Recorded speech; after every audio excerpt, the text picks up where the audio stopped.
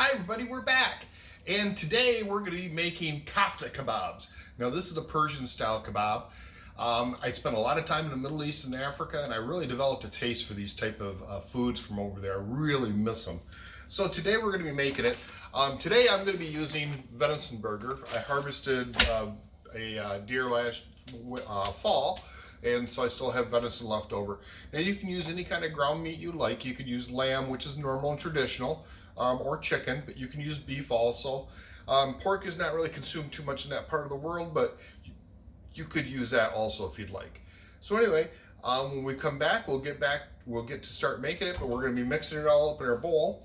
We're going to refrigerate it for about 2 hours to let all the spices meld together. Then we're going to form them on our skewers. We're going to let it sit in the refrigerator again for about another hour to 2 hours. Then we're going to go out on our grill and we're going to barbecue this. And we're going to use hardwood charcoal. God, that's going to be good. It's going to be smoky, just delicious. So anyway, stick tuned. Okay, here we are, folks, and we've got our venison burger. So I'm going to take my knife and open this package up. And we're going to put this into our bowl. And you can see I've got a mixing bowl out. About a medium size. Doesn't need to be a really big mixing bowl, but a medium-sized mixing bowl. So then we're going to start adding our spices. So we've got 1 pound of meat. We're going to use nutmeg. Now I use a microplane, and I get fresh nutmeg. So I get the little, and that's what they look like when they come, and I just use them a little bit at a time, and it really doesn't take a whole lot.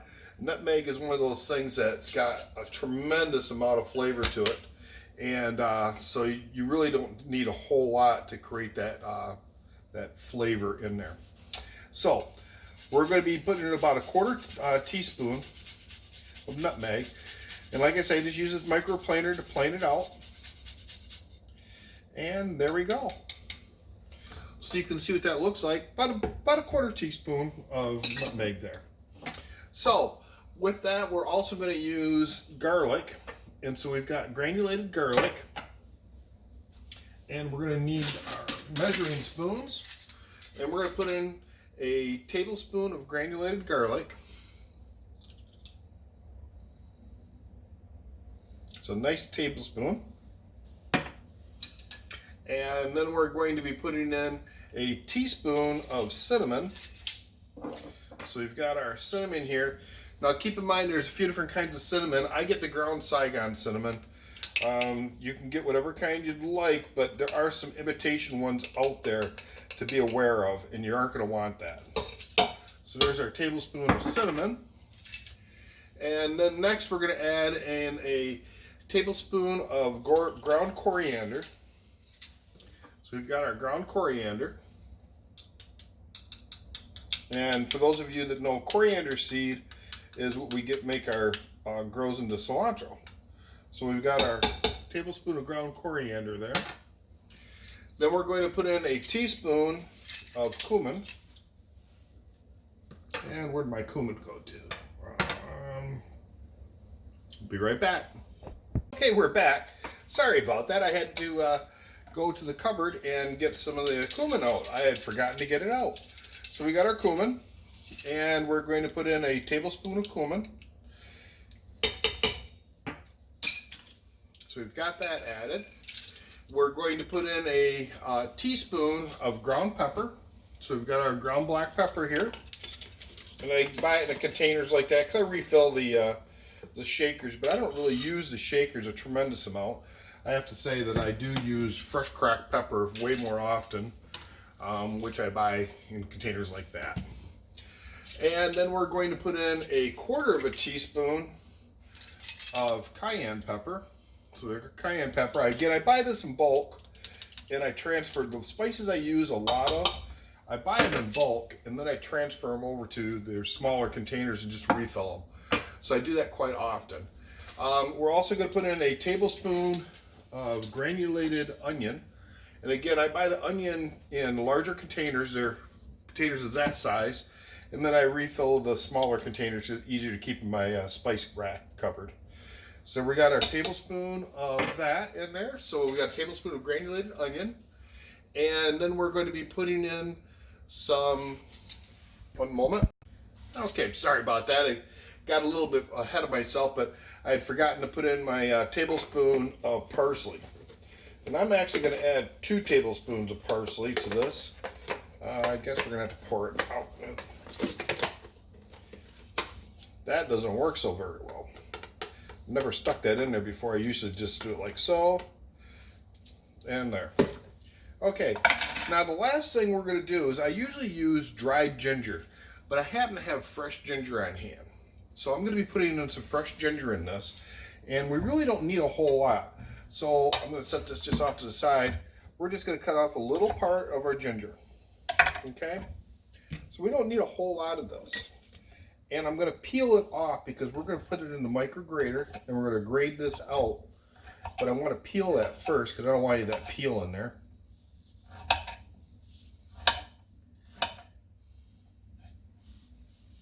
There we go. And there's our ginger. Now, when I say when we're doing our ginger, we normally would be using a teaspoon of ginger. But because this is a fresh ginger versus a dried ginger, it's not going to be as strong. So I'm going to use about that size chunk. So that's pretty close to a tablespoon. And we're just going to put this on here and we're going to grate that right across. Now I'm going to show you the back side of this grater. Oops. Almost lost it there. Here in just one moment. And so you'll get an idea of what I've done here. So you're going, ooh, what are you doing in there, Mark? Well, this is what I'm doing. Okay, we see that? There's what we're after right there. So that's our little gold that we want to put into our... Okay. So there we go. Now, the last thing I'm going to add in here is salt. And again, salt and pepper are one of those things that you want to put in according to your taste. Now, my recipe goes for half a teaspoon. And that's what I'm going to put in, but I put it in by hand. So about 3 pinches, yeah, let's go 4. There we go, 4 pinches of salt in there. So then we're going to take this, and we're going to mix this all up. I'm going to take a mixer, mix it all up. We're going to put a cover on this, and we're going to put it in our refrigerator and let it refrigerate for about 2 hours. That'll let all the flavors meld together. Once we get done doing that, we're going to form balls. We're going to put this on our skewers. Then we're going to put it in the refrigerator again for about 1 hour to 2 hours. Then it's going to go onto our grill. And then we're going to be eating dinner tonight. So we'll be back shortly, and we'll see you then. Thank you for watching. Okay, we're back, folks. And we've got our skewers out now. And I've got them all nice and washed up. We've had our meat in the refrigerator now for about 2 hours. And so we're going to get going, and we're going to get started on getting the skewers all set up. And then we'll take them out and put them in the refrigerator again for about another hour to 2 hours. Kind of like helps them firm up a little bit. So when we go to cook them on the grill, they cook up really well. And it did just start raining here at my house. So possibility we may be refrigerating these until tomorrow night. So I may not be cooking them until actually tomorrow night. So we'll see how it goes. So anyway, we'll be right back and I'll show you how that works. Okay, so we're going to get started and do a skewer now. Now I will tell you that I did do a test one because this is the first time I've ever made these particular type of kebabs. And so I wanted to see how this meat was going to work because I'm using ground venison rather than lamb or beef. And I haven't done it with chicken either, so I think I'm going to do a chicken one at some point in time here in the next few weeks, and I'll do a posting of that one also. I may end up changing some of the spices for that. So this is what I did the last one, and I'm taking the meat and I'm kind of making it into a sausage shape, I guess would be the best way to put it, and kind of stretching it out, and I'm putting a skewer alongside of it. And I want to be pretty close to the length of the skewer, but I know I don't want to be all the way to the handle, and I don't want to be all the way to the tip.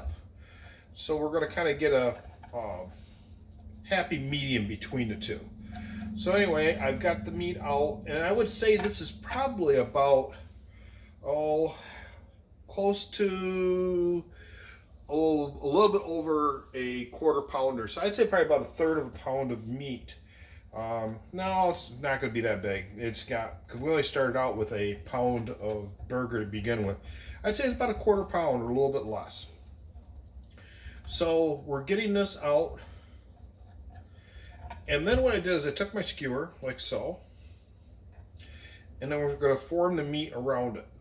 Now we want that skewer right in the center. And I'm pinching it as I go. Now I want to show you this because you got to make sure you get this pinch sealed. Because if it's not sealed good, this will fall apart and you're not going to be happy, because when it pops into your grill, you're going to be all sad face looking at it going, oh. So we've got it like that. Now, one of the things I had seen them do when I'd looked at the restaurants, because I was kind of a interested person, I kind of pay attention to see what it is they're doing. Anyway, I watched him. He took a thumb and he went like this and flattened it all the way along, and then flipped it over and did the same thing on the other side. And I think what that does, it gives a little more universal. And then when you go to put this in your with shawarma or whatever you're going to eat it with, you can have the sauce on it. So we're making it tzatziki sauce, or it's more of a middle Mediterranean type sauce. It's used all over the Middle East and that area. So anyway, we've made the first one. I've actually got 2 of them done now, and that's what they're looking like.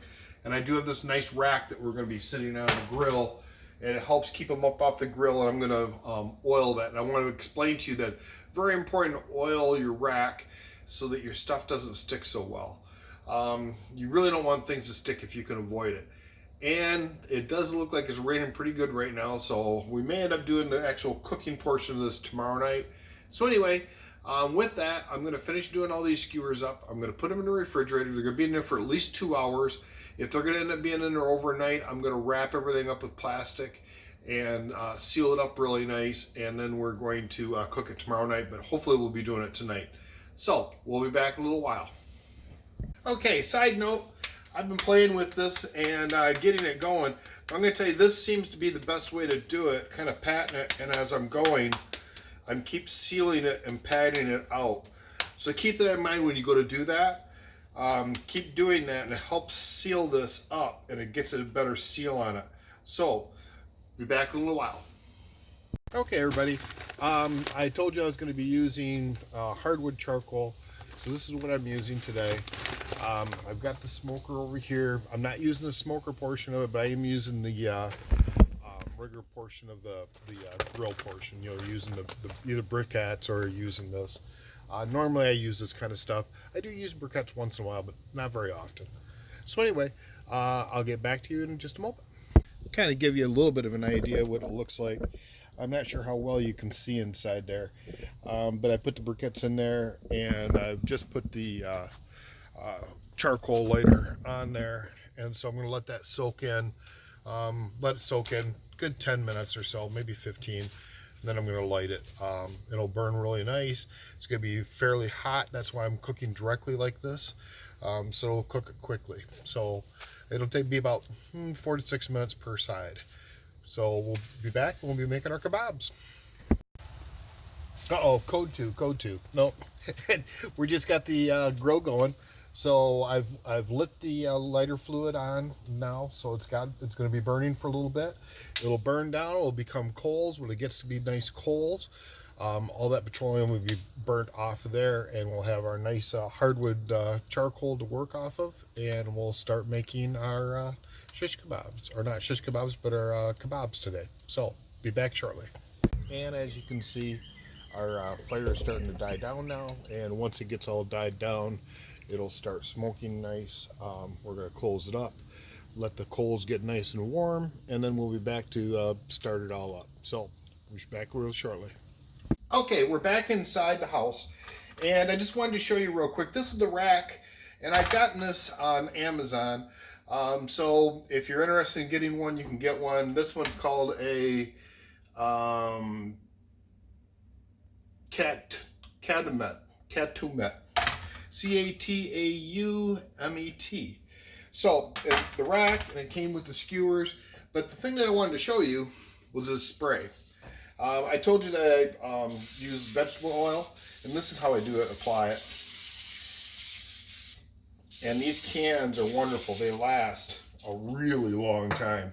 I actually learned that little trick from a friend of mine that owns a restaurant that does like short order cooking. So anyway, they use it extensively on their griddle, and he told me about it, and I've been using it ever since, and I just love the stuff. So anyway, over here on the side, we've had these in the refrigerator, hardening up, and so you can see that they're no longer soft. So we've got them all set up.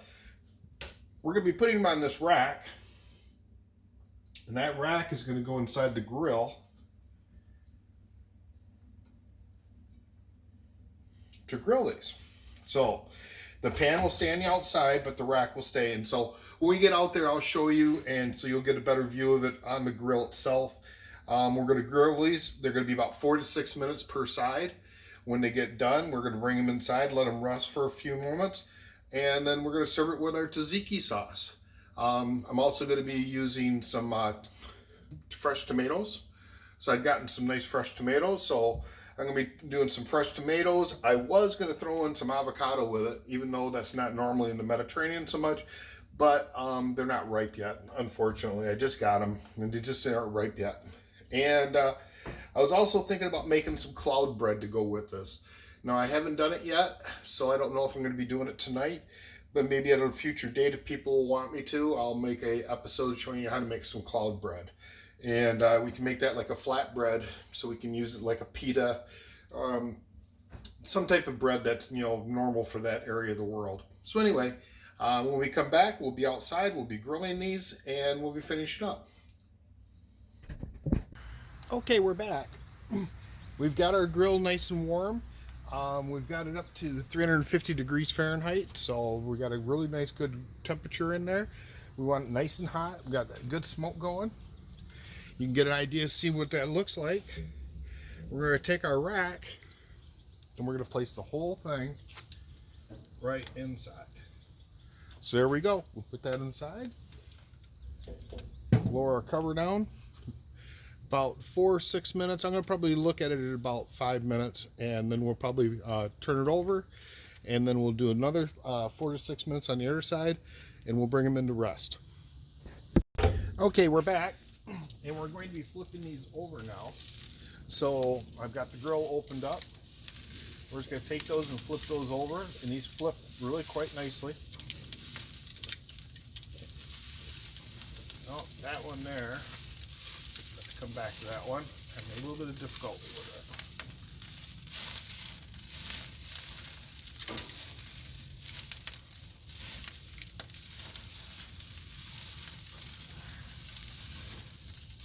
Okay. And we may end up losing a little bit off of this one here. Rescue it.